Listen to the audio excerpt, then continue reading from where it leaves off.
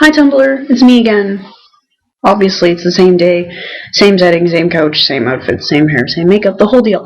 Anyway, that's not what I came on here to talk about. What I came on here to talk about was a question that was left in my ask by Claire.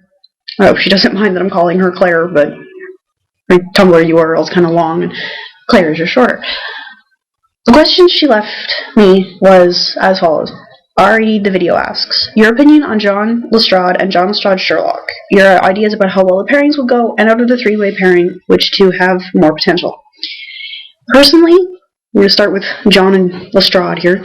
Personally, I think John and Lestrade would find something to relate to over the fact that they both know Sherlock, they both work with Sherlock, and they both understand that basically he's a complete nut. He denies that he's a psychopath, says he's a self-diagnosed, high-functioning sociopath, but you see my point.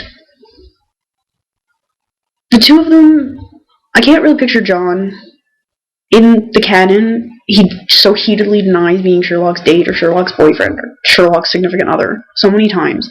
I find it hard to believe that in the canon that Stephen Moffat and Mark Gatiss have put together that John is actually gay or bisexual. However, in the fangirl headcanon, yes, I can see John and Lestrade together. They are both working men. They have both seen a lot of gruesome things in their time. John being an army doctor and Lestrade working for the Met, obviously. It's a little out there in terms of the actual canon, but in, again, fangirl headcanon, then slash canon, it makes sense. It would make sense for them to be together. They would have that ability to relate over Sherlock. And what might start out as just a simple friendship, they would understand each other in the fact that they both have to put up with him.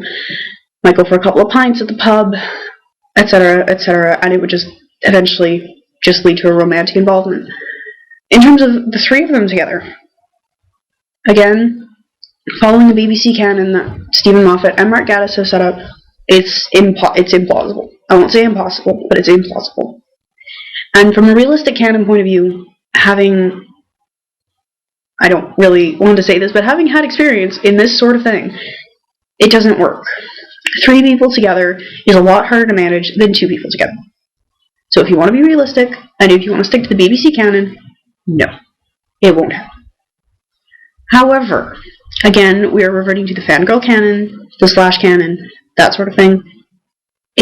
It has happened, and it will happen again, and a lot of the time, it's pretty freaking hot. Sherlock isn't, as much as I love to see him as a sexual creature or a sensual creature, because, I mean, look at who they picked to play him. He is married to his work, essentially. And there's no essentially about it. He says as much. I'm married to my work. Now, when it comes to the slash canon, a lot of the time, girls, or authors, boys, girls, whoever they are, will portray Sherlock as the repressed type, the virgin type, or he'll have had so much sex in college that it just doesn't interest him anymore. There's a lot that goes on. Personally, I think John and Sherlock as a couple work a lot better than John and Lestrade or Lestrade and Sherlock. Namely because, hey, even if you look at the 2009 movie with Robert Downey Jr. and Jude Law, you can make some inferences. You have to stretch a little, but you can make them. Now, that said, this is a complicated one. Claire, why are you doing this to me? I like the idea of Sherlock and Lestrade as well, because they've worked together for a long time. They know each other well. Lestrade understands that Sherlock's a little quirky, a little weird, well, a lot weird, high-functioning sociopath, that whole thing.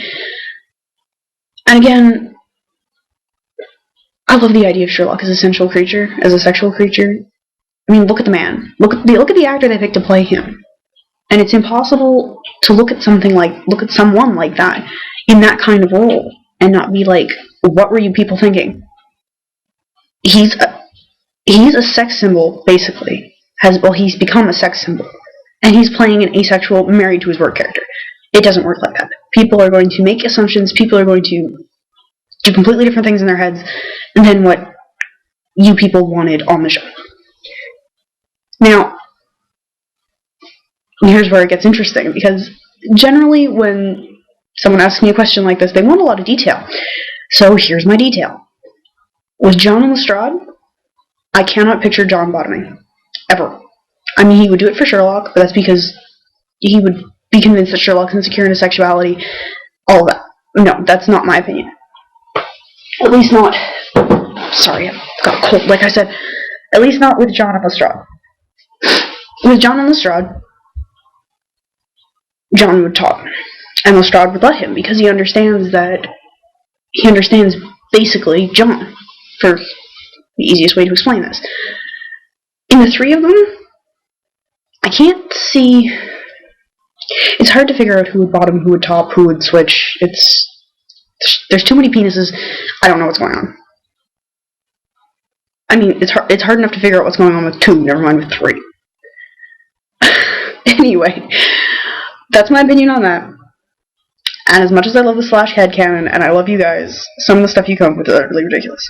I'm part of this Slash canon. I know. We're terrible. We are horrible, horrible, horrible people. That said, I love you guys. I love you, Tumblr. And good night again.